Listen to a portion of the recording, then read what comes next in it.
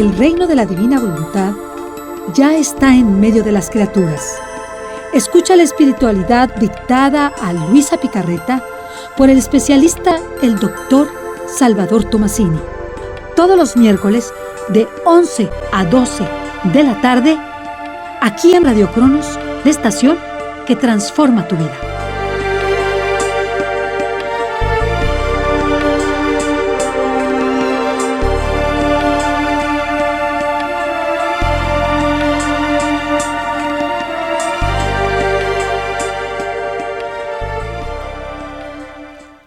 Muy buenos días tengan todos ustedes. Pues estamos aquí muy contentos en este programa, El Reino de la Divina Voluntad. Quisiera nada más hacerles la introducción porque así me lo ha pedido el doctor Tomasini para poderlo introducir en este programa tan precioso. Doctor Tomasini, buenos días. Gracias por estar con nosotros aquí en vivo. Gracias, Ceci, igualmente.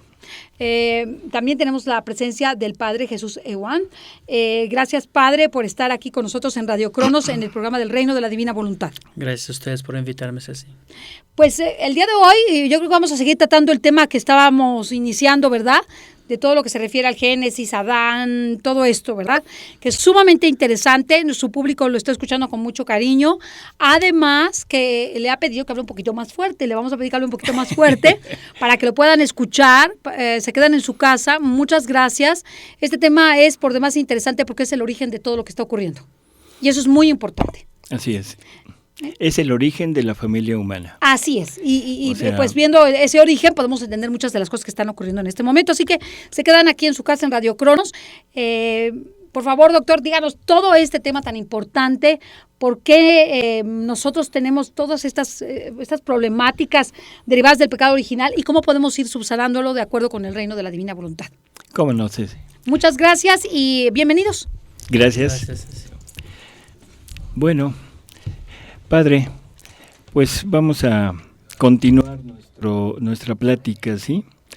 Recordará que la vez pasada habíamos hablado de la finalidad de la creación y habíamos concluido que la finalidad de la creación era que Dios pudiera amar en totalidad y poder ser amado también en plenitud. Habíamos visto que la idea de la creación fue en la humanidad del verbo eterno, o sea, Jesús, que él fue la primera humanidad creada en la mente de Dios y que en Él somos, en Él existimos, en Él fuimos creados, o sea, de ahí se derivan todas estas frases de San Pablo, ¿no? Sí, así es. Entonces, ya teniendo como punto de partida esta finalidad, ahora vamos ya a entrar prácticamente en el tiempo, porque todo aquello es en la eternidad. Ahora esto para llevarse a cabo tiene que concretarse en el tiempo y tiene que haber un principio, o sea, un principio y tiene que haber una creación. Entonces vamos a referirnos al libro del Génesis, ¿de acuerdo? Dentro de toda la revelación hay prácticamente 4 argumentos que es lo que encierra toda la revelación pública. El primer argumento o la primera fase de esta revelación es la creación, que empieza desde que Dios empieza a crear la materia, sigue creando todos los seres y culmina con la prueba de Adán. O sea, hasta ahí es la parte de la creación, la parte de la primera obra que le corresponde al Padre. A partir de la falla de Adán en su prueba, entonces empieza prácticamente la segunda obra de Dios, que sería la redención. Y esta redención empieza desde ahí y culmina, ¿cuándo, Padre? Pues quiero imaginarme que con la muerte y crucifixión de Jesucristo, que no se consuma ese momento en que Jesús redime la humanidad. Así es. O sea, es el punto culminante de esta obra, es cuando Jesús culmina esta redención y ahora el hombre ya tiene la posibilidad de volver a entrar dentro del reino de Dios, ¿sí? Doctor, una pregunta. estamos hablando de redención. Y cuando hablamos de salvación, sería entonces ahora ya, que como usted dice, tenemos el boleto en mano, pero ahora la salvación es otra cosa. Necesito quererlo, canjear ese boletito. Bueno, la salvación ya es, digamos, es el fruto completo de la redención. La redención es hecha por Jesús, Verbo eterno encarnado, y es una redención completa, total, donde para Dios todos estamos redimidos, todos tenemos ya el boleto, como usted dice. ¿Sí? Ahora falta, la salvación ya es personal. Cada uno de nosotros tendrá que adherirse a esa redención de Jesús, ¿sí? Y para eso quizás las palabras de San Pablo nos puedan ayudar un poco, donde San Pablo dice que hay que completar en nosotros, en nuestro cuerpo, lo que le faltó a la pasión de Jesús. Y entonces uno se pregunta y dice, bueno, ¿qué le pudo haber faltado a la pasión de Jesús? Realmente nada, ¿no? Nada. Lo único que le faltó fui yo. O sea, Él pagó por mí, Él me redimió, Él me restituyó al punto de origen, pero faltaba yo. Entonces ahora esa parte es la que yo debo de tomar como mía y debo hacerlo mío y vivirlo. ¿Sí? Sí. Uniéndome a Jesús Redentor. O sea que eso sería la salvación. La salvación. ¿De acuerdo? Gracias, doctor. Después de esto, ¿qué viene?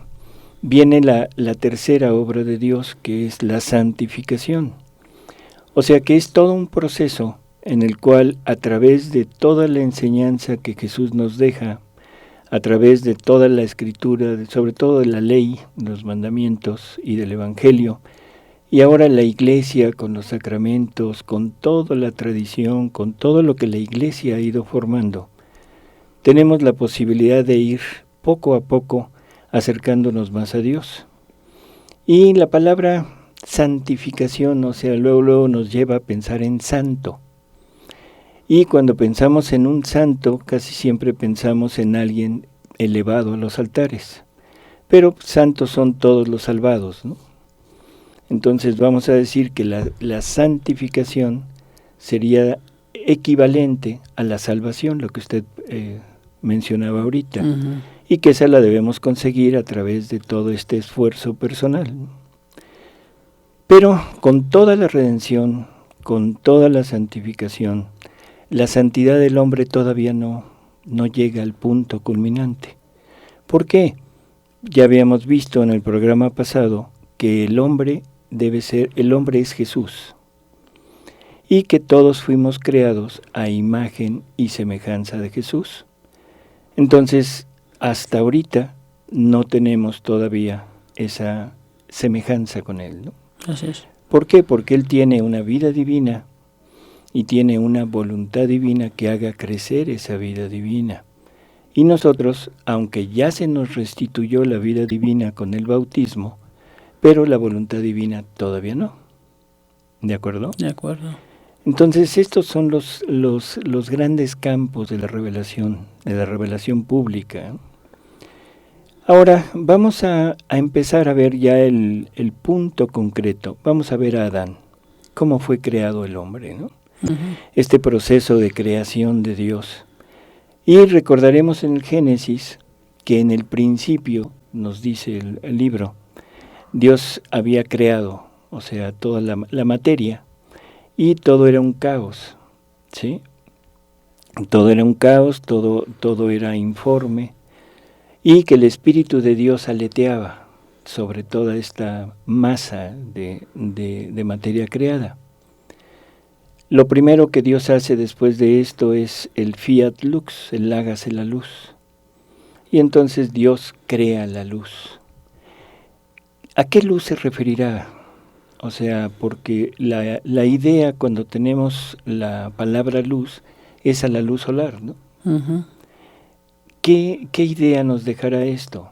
Como si sabemos que hasta el quinto día o cuarto día, no recuerdo ahorita bien, es cuando crea las lumbreras del cielo, o sea, el sol, la luna, las estrellas, ¿no? Entonces hay una creación de una luz anterior. ¿Qué luz? No lo dice, pero bueno, queda nada más anotado, ¿no? Que hay una creación de luz al principio, el fiat lux, que no es la creación de las estrellas. Ujú. Después Dios empieza a ordenar toda la materia, empieza a separar la tierra del agua, separa el agua de arriba con el agua de abajo, o sea, toda el agua del firmamento que la deposita en las nubes, el agua de la tierra que la deposita en mares, ríos, lagos, y empieza la creación propiamente de los seres vivos. Y siempre es un que haya, que se hagan, que proliferen, que aparezcan. Es una orden de Dios, ¿no? O sea, Dios da la orden de que haya determinado tipo de criatura y en ese momento aparece la criatura y aparece ya viva. O sea, no requiere una nueva orden o un nuevo proceso para hacerla viva. Y algo que es importante, siempre dice que tengan simiente en ellos. O sea, que tengan la manera de poderse reproducir. Sigue, continúa, o sea, primero las plantas, luego las aves, luego los reptiles, los peces, hasta que llega a los mamíferos, ¿no? En el 6º día de la creación. Y al final, después de haber creado todo esto, como que el texto cambia y ahora ya no es Dios ordenando, sino es Dios poniéndose a la obra él mismo y dice, hagamos al hombre a imagen y semejanza nuestra. Ese hagamos al hombre lo primero que salta a la vista es plural, no es singular, no es voy a hacer. O sea, nos está dando ya una idea de multiplicidad en Dios, o sea, de Trinidad, ¿no? Segundo, no es una obra que salga al azar o hecha por una orden de Dios, sino es producto de sus propias manos que Él va creando, va formando la estatua aquella del hombre. Y cuando está formada todavía no está viva. Eso es algo también curioso. O sea, ya está completa, pero le falta la vida. Y en ese momento la Escritura dice que Dios le insufla, o sea, su aliento en las narices al hombre, y ahí el hombre cobra vida. Es curioso, es muy interesante todo este proceso. Primero, es creado, bueno, lo primero que hay que decir es que esto es una alegoría, pero que nos revela una enorme, enorme verdad, ¿no? No es que Dios con sus manos, o sea, Dios no tiene manos en el sentido físico de la palabra, pero de todas maneras es una formación práctica de Dios, o sea, Él personalmente. Después de eso, es Él mismo que insufla la vida al hombre. Y la pregunta sería, bueno, ¿qué es lo que le está dando? ¿Qué es lo que Dios le da al hombre para que viva? Pues yo quiero imaginarme que es su misma vida divina, esa capacidad que Dios quiere compartir con nosotros, ¿verdad? Porque eso, viendo cómo después del pecado, a lo mejor me adelanto un poquito, ¿verdad? Pero viendo cómo después del pecado, aun que Adán o nosotros o cualquiera quisiéramos volver a vivir o a actuar con la voluntad de Dios, una cosa es hacer la voluntad de Dios y otra cosa es vivir en ella. Una cosa es simplemente disfrutar de los frutos, ¿verdad? de Jesús, y otra cosa ya es ser fuente con Él, ¿verdad? Y eso solamente Dios nos lo puede dar. Así Sí. es. Entonces, por eso, como que volviendo atrás en la historia, por así decirlo, me imagino que el hombre como tal, formado de arcilla o de lo que usted quiera, el hombre como tal estaba incompleto, al menos no a la imagen y semejanza de Dios, como dice, hagamos. Y en ese momento de insuflarle es lo que es especial, lo que hace especial, ¿verdad? Lo que hace unidad entre Dios y el hombre, ¿verdad? Le comunica su misma vida divina, y ahí entonces el hombre participa y vive de esa misma vida divina, del mismo querer divino. Así es. Decía usted de la luz, doctor, Y así también una vez más, como tratando de volver de ahorita hacia el origen. Me parece que posiblemente la luz, si antes era caos, por así decirlo, no hay forma, no hay, no sé qué significa exactamente caos tampoco, pero... desorden. Sí, pero a lo mejor hay otra cosa más que simplemente desorden. Y a eso iba, de hecho, ¿verdad? Pienso que la creación de la luz es un llamado precisamente a la unidad, a la armonía. Y entonces viene, vamos a decirlo así, el proceso de hágase lo otro. Pero para que yo pueda crear algo, vamos a decirlo así, ya sea los pajaritos o lo que sea, necesito algo estable, necesito algo, ¿verdad? Que donde esté. Y ese donde esté es esa luz, por así decirlo, pero esa luz de la unidad de Dios. Una más, estoy medio argumentando un poquito. No, ya, pero ¿verdad? Es muy interesante lo que está diciendo. Pues. Pero ya llegaremos a ello. Bueno, entonces prácticamente, o sea, lo que usted dice es Dios mismo que se pone como centro de vida del hombre, ¿no? Y aparte, ahí también entra la creación de la parte espiritual del hombre. Porque el hombre no es solamente arcilla o barro, sino tiene una parte espiritual creada. O sea, tiene un alma creada, tiene un espíritu creado, y esa alma tiene las tres potencias de ella, que son inteligencia, voluntad y memoria, ¿no? A igualito que Jesús, a semejanza de Jesús. Sabemos que Jesús es verdadero hombre y verdadero Dios. Y que Jesús tenía dos voluntades, la voluntad humana y la voluntad divina unidas juntas. Creo que eso ya lo vimos en la vez pasada. Así es. Pero esta creación en el hombre viene ahí en ese momento. Es una creación de Dios que le da el alma, que le da la vida, o sea, el espíritu, perdón, que le da las tres potencias del alma y aparte le da su propia vida como vida del hombre. Y ahora sí, podemos decir que Adán es prácticamente a imagen y semejanza de la humanidad de Jesús. En los escritos de Luisa Picarreta, padre, tenemos varias lecturas donde Jesús nos habla un poco sobre la creación del hombre. Yo quisiera leer ahorita dos de ellas, dos pedacitos muy cortos, para tener una idea exacta de lo que está haciendo Dios, ¿no? En el volumen 12 de Luisa dice: hija mía, nada has dicho de la creación del hombre, de la obra maestra, de la potencia creadora donde el Eterno, no a gotitas, sino a olas, a ríos ponía su amor, su belleza, su maestría, y llevado por el exceso de amor, se ponía a sí mismo como centro del hombre. Pero él quería al hombre como una digna habitación. ¿Qué hace entonces? Crea al hombre a su imagen y semejanza, y desde el fondo de su amor hace salir un respiro, y con su aliento omnipotente le infunde la vida, dotando al hombre de todas sus cualidades proporcionadas a la criatura, haciéndolo un pequeño Dios. Esto, si se lee muy rápido, padre, nos podemos ir con la idea que así, como se dice normalmente, con la finta, de que le pone al hombre todas sus cualidades del hombre, y no, es todas las cualidades de Dios, porque dice proporcionadas a la criatura, haciéndolo un pequeño Dios.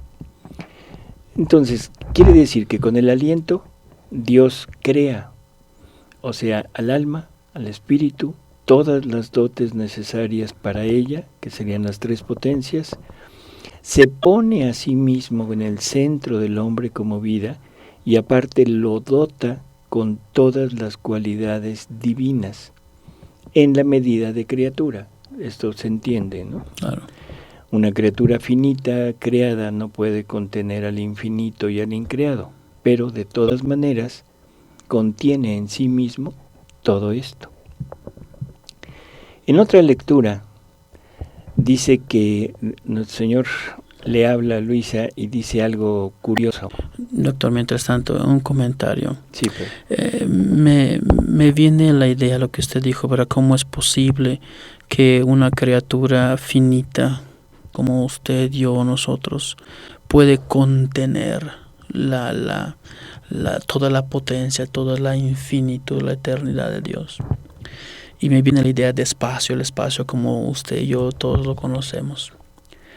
Pero ¿qué y si realmente eso de contener no se refiere exactamente en ese sentido?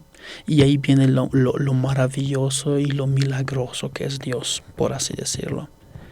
Dios es Dios, no puede tener, límites. Pero realmente no es cuestión de espacio, es cuestión en cuanto a la capacidad que Dios pone en ti, aún como criatura. Es como el hijo y el papá. Si yo soy el dueño de la empresa, ¿verdad? Y tú eres el hijo, mi heredero, ¿verdad? Ciertamente yo soy el dueño de todo, ¿verdad? Etcétera, etcétera.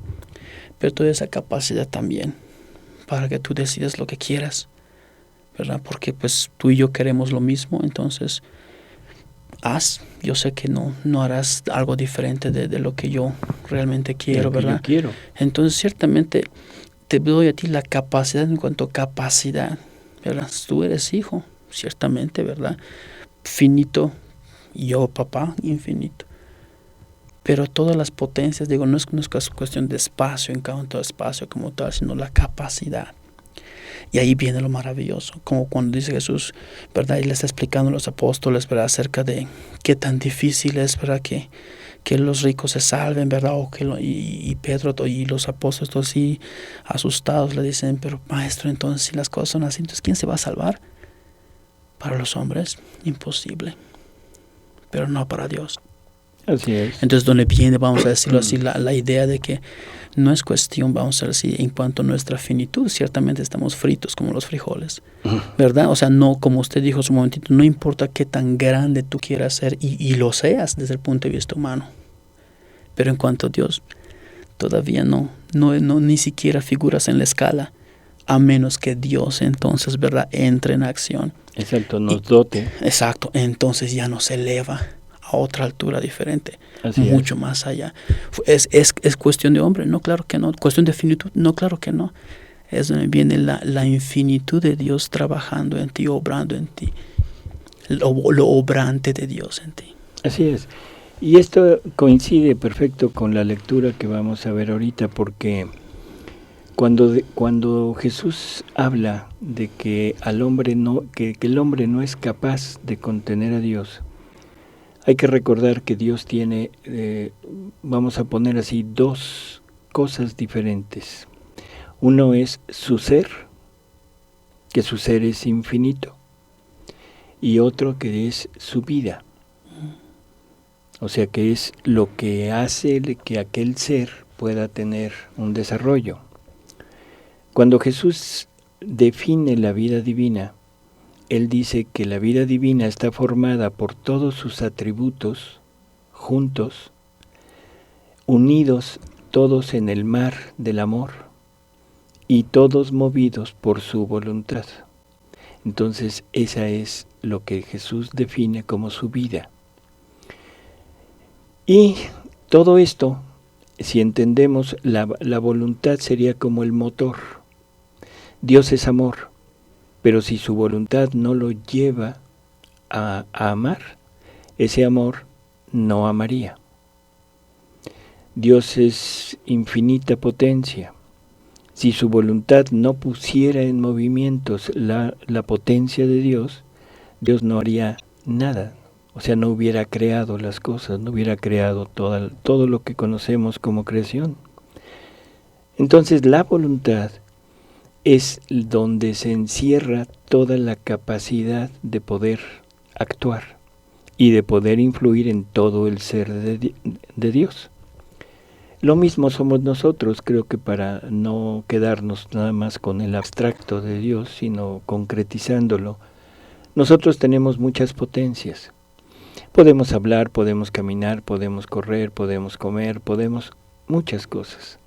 Tenemos todo lo necesario para poderlo hacer, pero necesitamos una voluntad que nos mueva a hacerlo. O sea, la voluntad es el motor. Podríamos decir que la voluntad es nuestro motor y nuestra vida, porque se define vida a la consecución de actos. Alguien se define muerto cuando ya no hay actos, cuando ya no hay impulsos cerebrales. Entonces, esa consecución de actos se logra a través de la voluntad. Cuando Jesús nos dice que no pudimos contener todo lo que Dios nos quería dar, se está refiriendo a su ser, porque es infinito el ser de Dios y nosotros somos finitos. Pero vamos a oír esto y es interesante, aquí nos va a responder, porque dice: hija mía, la creación del hombre fue el centro donde nuestra divinidad concentraba todos los bienes que debían surgir en la criatura. Poníamos en ella vida divina y voluntad divina, vida humana y voluntad humana, al igual que en la humanidad de Jesús. Dice, la vida humana debía servirnos de habitación y las dos voluntades fundidas juntas debían hacer vida en común, con sumo acuerdo. Más bien, la voluntad humana debía tomar de la nuestra para formar sus actos, y la nuestra debía estar en acto continuo de dar de lo suyo para hacer que la voluntad humana quedase modelada y toda uniformada en la divina voluntad. Quiero detenerme aquí porque esto es importante. Nunca quedará anulada la voluntad humana. Nunca. Siempre será cooperante, tendrá que poner su acto de aceptación para que sea la divina voluntad la que ponga de lo suyo en los actos que la voluntad humana va a producir. ¿De acuerdo? Porque luego hay malos entendidos, incluso hubo una herejía, ¿se acuerda? El monotelismo, que decían que Jesús había tenido una sola voluntad. Y ahora en la divina voluntad se puede interpretar lo mismo, y no. O sea, son dos voluntades, la humana y la divina cooperante. La humana cooperante con la divina, pero siempre actuante, ¿no? Sí, a mí me viene la imagen, siento yo perfecta. Digo yo, no tengo esa arrogancia a lo mejor, ¿verdad? Perfecta, pero yo pienso que sí. De lo que usted dice, la Virgen María, ¿verdad? Que cooperó totalmente con Dios con su hágase en mí según tu palabra. No renuncia, sino que dice, ¿verdad? Lo que tú quieres, Señor, yo lo quiero. O sea, su voluntad humana que le da entrada en todo a la voluntad totalmente, ¿verdad? Exacto, le dice, obra en mí. Así es. Porque yo así lo quiero también. ¿Verdad? Y eso me lleva al lo que muchas veces nos hace difícil de aceptar en ocasiones pienso que aún a los católicos cristianos, el porqué de la crucifixión, ¿verdad? Adelantarnos demasiado, sí, pero para decir, ¿verdad? Ese hágase, ¿verdad? Que aún así, tan doloroso como pueda ser, el nacimiento, la aceptación del nacimiento de Jesús, si tú quieres, es una aceptación bonita, hermosa, pero ya la aceptación de un sufrimiento, ¿verdad? Ya es otro harina de otro costal, o sea, y sin embargo ahí también está el hágase. El hágase tu voluntad. Paréntesis, ¿verdad? Bueno. Entonces continuamos con la lectura y dice, ahora no hay vida, tanto humana, espiritual y divina, que no tenga necesidad de alimento para crecer, para fortalecerse, embellecerse y felicitarse.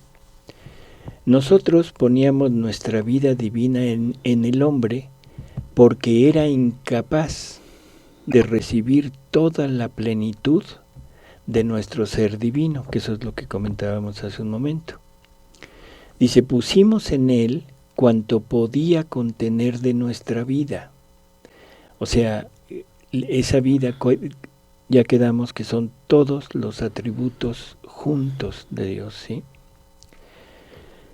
Dándole libertad de hacerla crecer cuanto más pudiera y quisiera. Pero nuestra vida en el hombre para crecer tenía necesidad de alimento, He aquí la necesidad de poner en él una voluntad divina. Nuestra vida divina no se habría adaptado a alimentos de voluntad humana. Bueno, creo que esto es también muy entendible. O sea, la vida divina tiene que crecer, pero a base de actos divinos. Entonces, ahora es la divina voluntad la que se dota al hombre para tener esa capacidad de poder mover los mismos atributos divinos. Y ahora sí, ya tenemos una imagen de quién era Adán, porque ese es el punto que estamos tratando. Adán era una criatura creada, formada del barro de la tierra, que se le insufla el mismo Dios se pone en esa criatura como centro de vida, y aparte la creación de la parte espiritual del hombre, que es el alma, el espíritu y las tres potencias, ¿sí? O sea, prácticamente lo está dotando de una vida humana. Ahora, ¿por qué esta necesidad de darle una vida humana? Si en realidad lo que Dios quería, la idea de Dios era el tener un ser con el cual poder entablar una relación de amor. Lo lógico para nosotros hubiera sido decir, bueno, o sea, no le hubiera dado vida humana y simplemente la vida divina, y hubiera tenido Dios ese ser para poder satisfacer esa relación de amor, ¿no? La respuesta es también muy lógica. Para ser semejantes a Dios, para poder tener esa igualdad con Él, Dios es libre. Entonces nosotros deberíamos de haber sido libres. Bueno, teníamos que ser libres. Y la libertad se usa, o se hace uso de ella por medio del libre albedrío. Y el libre albedrío siempre se usa cuando hay dos o más opciones, nunca cuando hay una sola. Entonces de ahí la necesidad de dotar al hombre con una vida humana, con la cual el hombre pudiera optar entre lo que Dios le ofrecía, que era su propia vida, o la vida humana separada de Dios. Siendo así, ya tenemos el panorama, ya tenemos a Adán creado, el hombre, y en ese momento Adán cobra vida y empieza su vida en este mundo. Entonces, ahí surgen varias ideas, varias preguntas. La primera, ¿Adán necesitaría haber sido redimido? Pues a ese punto pienso que no. Claro. ¿Por qué? Porque era creación divina. Exacto, está viviendo la misma voluntad de Dios, o sea, de la misma vida divina de Dios, su mismo querer. Así es. Entonces, vamos a decir, es el prototipo, es la criatura perfecta. La criatura perfecta. Por lo tanto, no requería de redención. ¿Sí? Dios no le da a Adán nada. O sea, no le da leyes, no le da mandamientos, no le da sacramentos, no le da nada. Entonces la pregunta otra vez, ¿por qué? Por lo mismo que usted dijo ahorita, Adán era la plenitud de la vida divina en el hombre. Entonces todo lo que la Iglesia, todo lo que Jesús nos va dejando a través del tiempo y ahora a través de su Iglesia, todo es con la finalidad de irnos acercando a Dios, de ir haciendo que nosotros vayamos cada vez estando más en intimidad con Dios. En aquel tiempo prácticamente era una unión total. Si recordamos las palabras del Génesis, decía que Dios se paseaba en el jardín y platicaba con su criatura, ¿no? O sea, eso nos da una idea de la intimidad que había ya con Dios. Pero cosa curiosa, es nada más Adán. Y entonces la pregunta es, ¿y Eva? El Génesis nos dice que después de que Dios le lleva a Adán a todos los animales, porque estaban buscando compañía para Adán. ¿Se acuerdan las palabras de Dios que dice, no es bueno que el hombre esté solo, busquémosle una compañera? Le lleva a todos los animales y Adán les pone el nombre a todos ellos. Eso, bueno, no tiene mucho sentido, pero es una señal de una dote especial que tenía Adán, que era de sabiduría infusa en Conocimiento. él, ¿no? Conocimiento de la naturaleza. Porque para el oriental el nombre quiere decir la esencia del ser. Entonces Adán, al ponerles el nombre a todos los animales, lo que estaba haciendo era conocer la esencia de cada animal. Y entonces dice Dios que no se encontró compañía adecuada para Adán. Y sumen a Adán en un sueño. Nos dice el relato que le sacan una costilla, de ahí forman a Eva. Y es una forma muy, ¿cómo diríamos?, alegórica de decirlo. Cómo haya sido formada Eva no sabemos, pero algo que es muy necesario entender: Eva no es creada, es tomada de Adán. De alguna manera parte de Adán y se convierte o la convierten en la parte femenina. Me viene la idea, doctor. Entonces me está diciendo que Adán es cabeza de creación, cabeza de familia. Uh-huh. Y los demás, pues, somos, por así decirlo, pues sí venimos de él, vamos a ponerlo de esa manera, como Eva. Uh-huh. O sea, no es que haya diferentes cabezas, Dios ha escogido a esta persona, Adán, en la persona de Adán, ¿verdad?, como primer testigo de ese fiat creador. Como ¿verdad? Cabeza de misión. Como cabeza de misión, exacto. De la familia humana. Bueno.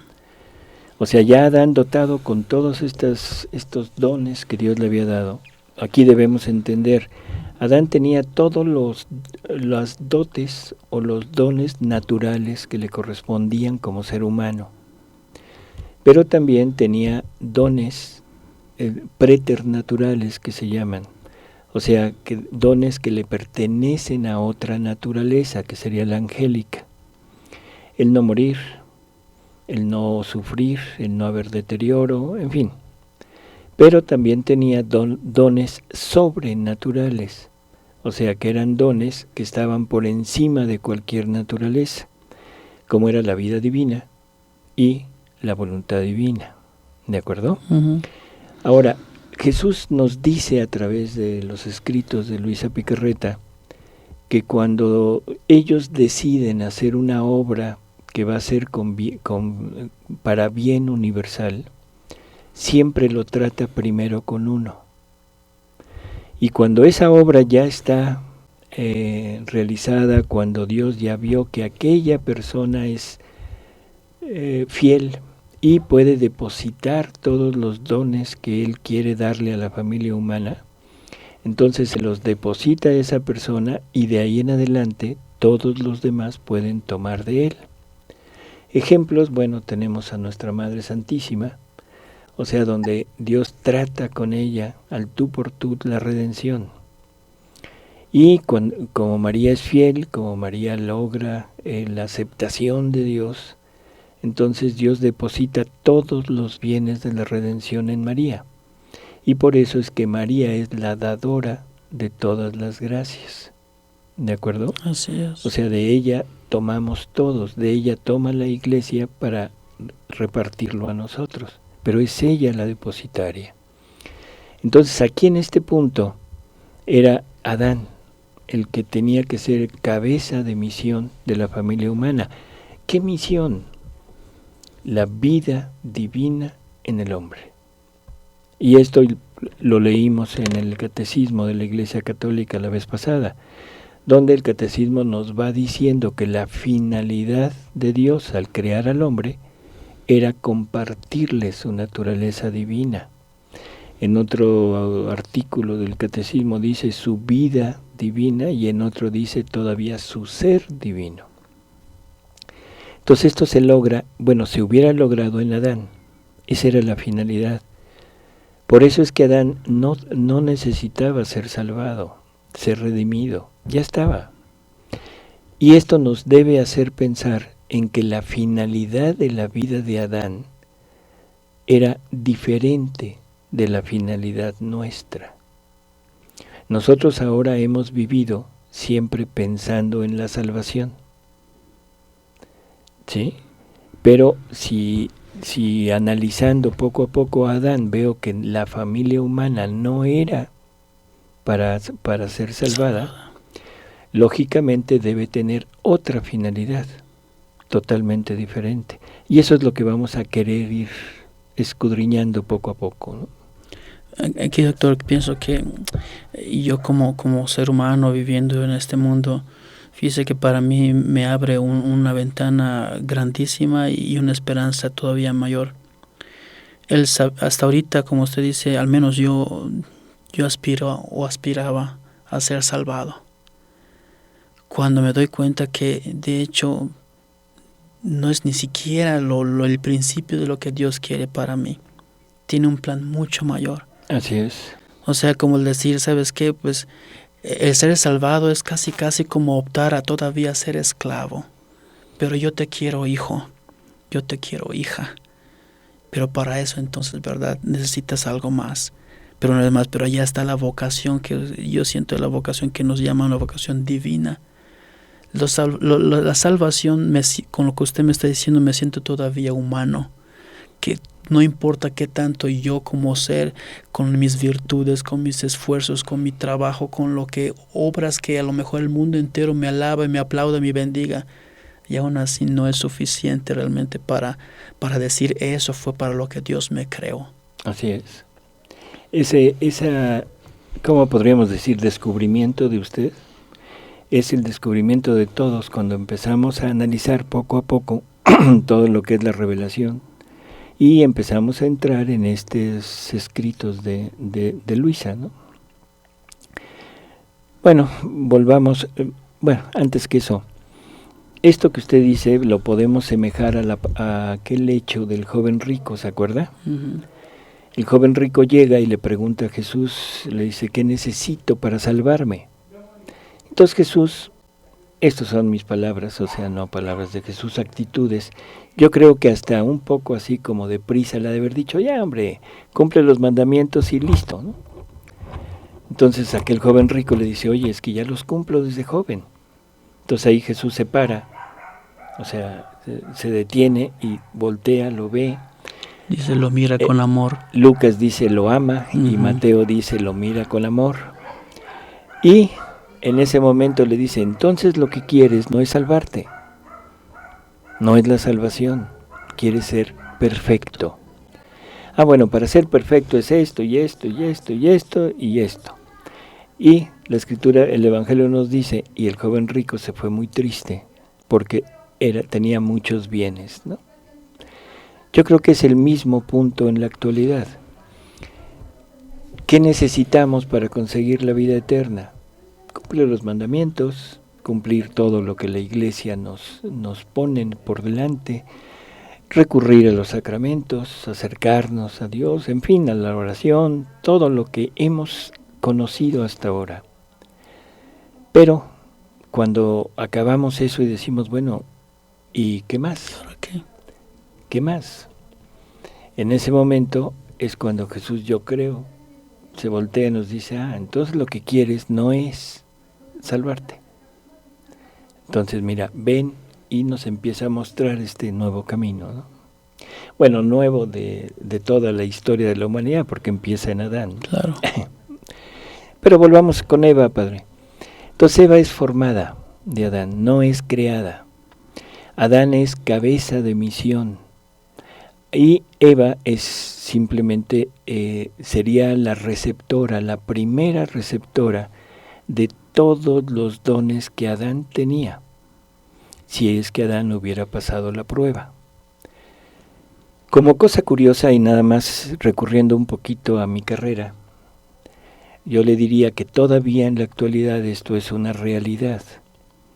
El hombre, de alguna manera, contiene la parte femenina, que es en los cromosomas.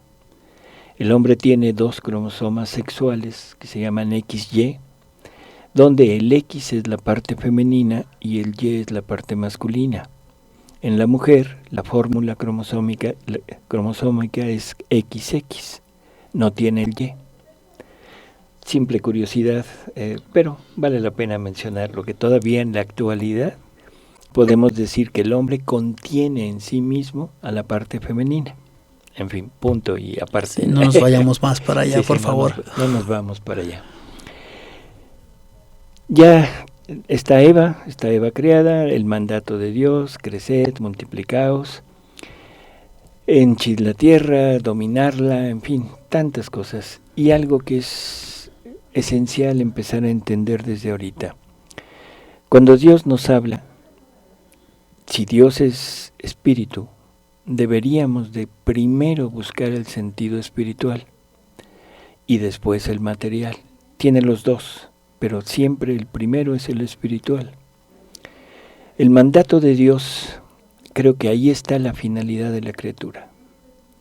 Ese creced y multiplicaos. Creced y multiplicaos en actos, en vida mía, en vida divina, en vida, pero vida mía, y hagan que yo me manifieste en el mundo, que yo esté en el mundo. En fin, esto ya lo veremos, qué pasa cuando el hombre hace esto. Pero se refería a este punto tan importante, ¿no? Aparte, lleva la parte material, o sea, el tener hijos y todo. Y esto lo digo porque es curioso. Después de ese mandato, lo lógico es que Adán hubiera conocido a Eva. O sea, en el sentido bíblico, que es tener relaciones con Eva. Y no fue así. Las relaciones se empiezan a tener hasta después de que son sacados del paraíso terrenal, ¿no? Es cuando nos dicen, y entonces Adán conoció a Eva, a su mujer. Simplemente es para realzar un poquito que hay que irnos más a la parte espiritual y quizá empezar a pensar un poco en esa finalidad del ser humano, en hacer crecer a esta vida que tenía en su interior, pero una vida divina. Doctor, entonces ahí viene una duda a mí, ¿verdad? O a lo mejor una confusión.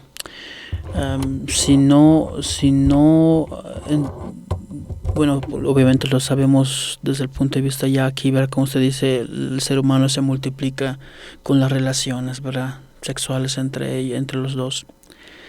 Pero entonces, ¿cómo iba a multiplicarse más allá? Sí, bueno, Adán es cabeza de misión, Eva la primera receptora, y por concepto primera significa que hay segunda y demás. Uh-huh. Entonces, ¿cómo iban a multiplicarse en el sentido físico? No multiplicarse en el sentido de obras divinas, como usted dice, ¿verdad? Que Adán ya efectuaba perfectamente al principio, etcétera, etcétera, ¿verdad? Ajá, Dios se recreaba en verse a sí mismo, por así decirlo, ¿verdad? La voluntad del hombre y trabajando junto con la de él, etcétera, etcétera, esa unión perfecta. Bueno, entonces, ¿cómo se iban a multiplicar entonces? Si no fue entonces a raíz del pecado que entonces se multiplica, a lo mejor lo estoy malentendiendo. No, está bien, o sea, porque está dentro de esto. El chiste es entender que la parte de la reproducción, de la reproducción humana, era un conocimiento que Dios no les había dado todavía. O sea, Dios estaba esperando la prueba de Adán. Y después se los iba a comunicar, ¿sí? Uh-huh. O sea, el hombre se iba a reproducir exactamente como nos reproducimos actualmente. O sea, no ha cambiado nada. Nuestra naturaleza es exactamente igual a la que tenía Adán y Eva. ¿De acuerdo? Uh-huh. Lo que simplemente lo mencioné porque es curioso. Siempre nos vamos a la idea de la reproducción física. Uh-huh. Y lo mencioné porque es un dato que son palabras de Dios en el momento de formar a Eva, y el conocer a Eva es hasta después que salen del paraíso. O sea, hubo un transcurso de tiempo, ¿no? Uh-huh. Bueno, pero dejémoslo así porque después entraremos en esto. Ahorita lo importante es llegar a este punto. Adán es cabeza de misión. Y como debe ser libre la elección de Adán para esta vida que se le está ofreciendo, que tenga vida, esa vida divina en él. En ese momento, él tiene que escoger entre las opciones que le dan. Y aquí entramos a otro gran tema de este Génesis, ¿no? El árbol del conocimiento del bien y del mal, donde Dios le prohíbe a Adán comer del árbol del conocimiento del bien y del mal. Aunque la orden parece general, o sea, para los dos, pero el transcurso de los hechos nos muestran que no es así. Entonces le prohíben comer de ese árbol y bajo una sentencia: el día que comas del fruto de ese árbol, irremediablemente morirás. Entonces Adán y Eva empiezan su vida en el paraíso. Adán teniendo esa vida divina, esa, podríamos decir, santidad divina en él, y Eva viviendo en gracia plena, en una santidad humana, pero podríamos decir la llena de gracia también.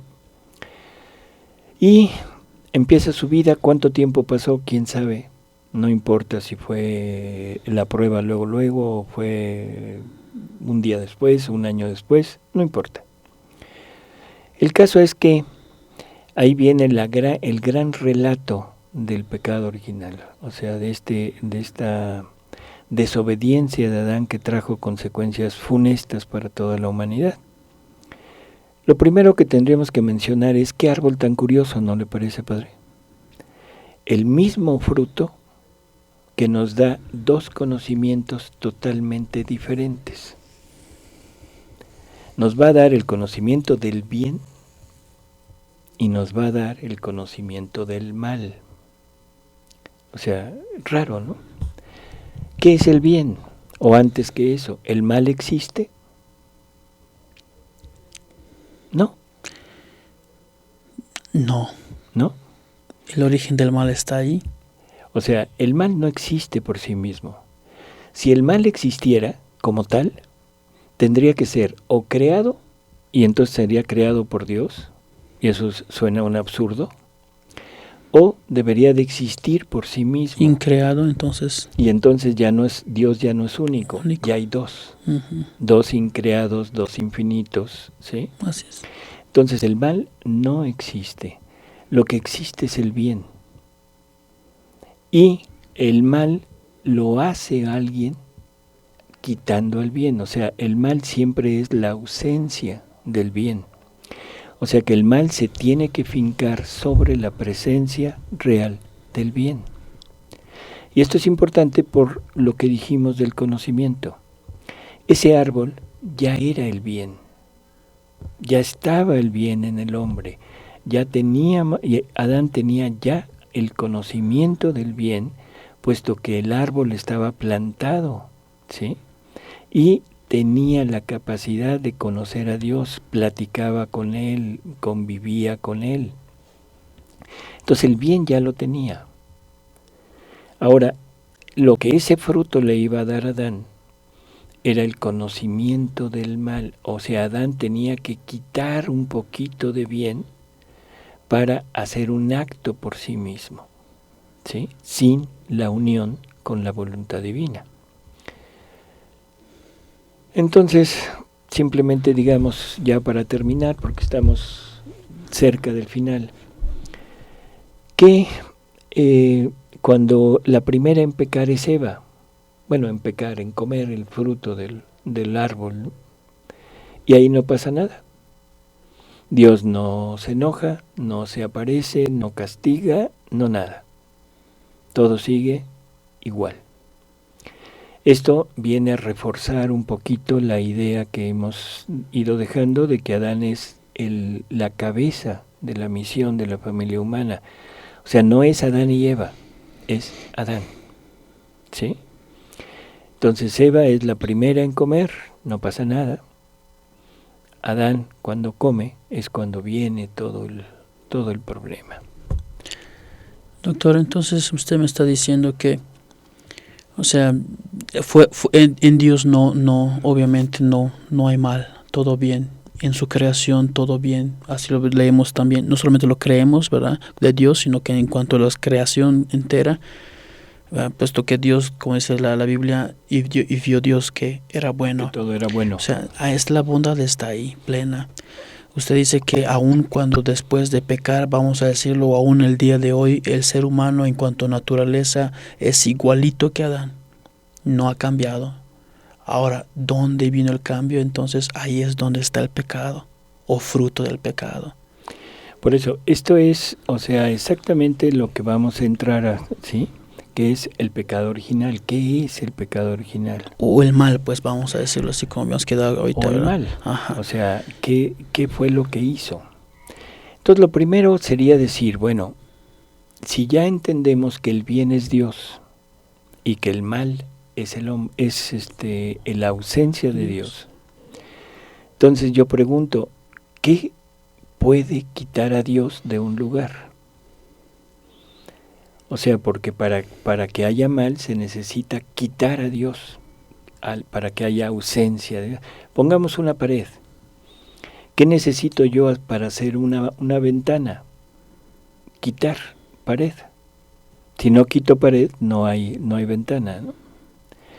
Entonces, ¿qué es lo que puede quitar a Dios de un lugar? ¿Habrá algo, alguna fuerza, algún poder en todo lo creado como para quitar a Dios? Sí lo hay. Lo mismo que Dios me ha dado, mi voluntad. Así es, mi voluntad, porque la hizo libre, y esa libertad me da la capacidad de decirle a Dios, no quiero contigo, entonces quítate. No hay otra cosa que pueda quitar a Dios, ¿de acuerdo? Entonces, si esto es así, yo preguntaría, ¿cuál sería el árbol, Padre? ¿No podríamos decir que es la voluntad del hombre? No lo sé, porque yo lo estoy viendo de esta manera. El árbol está ahí. El problema no es el árbol. No, el problema no es el árbol. Claro que no, el problema es como el ejercicio de mi voluntad. No, el ejercicio de ese árbol, porque ese árbol también me iba a dar el conocimiento del bien. Por eso es que es importante entender que es un árbol de doble conocimiento, y doble conocimiento que se contrapone aparentemente. El conocimiento del bien y el conocimiento del mal. El conocimiento del bien, ya sabemos, es forzoso que esté para que haya mal, para quitar algo de bien. Y si lo único que puede quitar al bien, o sea, a Dios, es la voluntad del hombre, entonces ese árbol... Necesito tener las dos opciones entonces. Pero ese árbol sería la voluntad del hombre, donde esté unida la voluntad divina. Y el fruto sería decirle a Dios, quítate, ahorita no quiero que vengas conmigo y voy a actuar solo. Voy a tener un acto hecho pero por mí mismo, por mi propia voluntad humana, sin la unión contigo. ¿Sí? Entonces, si esto lo pensamos y lo estamos repensando, vamos a ver que tiene mucha lógica. Y entonces, para terminar, simplemente preguntaríamos, bueno, ¿qué necesitó Adán hacer para comer de ese fruto? Dejarse llevar por su propia voluntad, por sus propios dones, por sus propios dotes humanas que le correspondían como naturaleza, y apartar la vista de Dios. Entonces Jesús dice que Adán pecó porque se olvidó de amarlo y olvidó de verlo a él y se vio a sí mismo. ¿Sí? En el próximo programa entraremos ya más de lleno al pecado original para ir entendiendo poco a poco qué fue lo que pasó, ¿no? Pero ahorita simplemente dejémoslo así. Adán, cabeza de misión. Adán, poseedor de bienes preternaturales y bienes o dones sobrenaturales. Eva, formada, no creada. y viviendo de una santidad humana plena, llena de gracia, y Adán viviendo de una voluntad divina obrante en él. ¿Sí? Gracias, doctor. Bueno, pues con esto nos despedimos y nos vemos en la próxima semana, padre. Hasta la próxima, Hasta doctor. luego.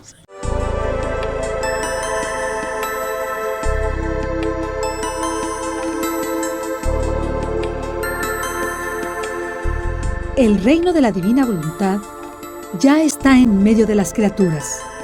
Escucha la espiritualidad dictada a Luisa Picarreta por el especialista, el doctor Salvador Tomasini.